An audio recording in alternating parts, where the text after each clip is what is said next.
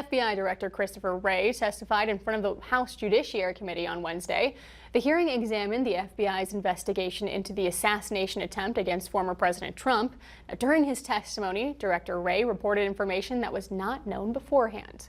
Representative Kelly Armstrong, who serves on the committee, says this new information made it more disappointing about the security failures that day.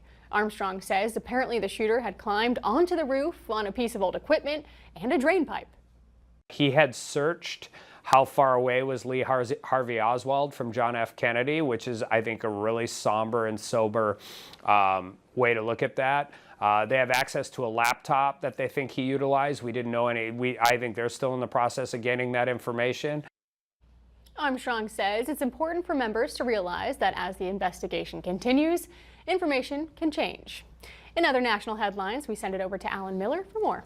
Well, Emmeline, federal officers have arrested two top leaders of the Sinaloa cartel, one of the most dominant criminal organizations in Mexico.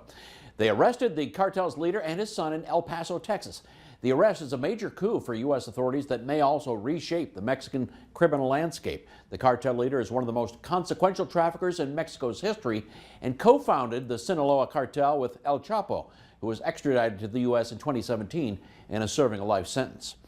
Rail services across Europe were disrupted by arson attacks today on France's high-speed lines. A quarter of all Eurostar trains have been canceled because of the disruption on the international rail network. Eurostar is offering alternative services, but it's possible those services could be canceled as well.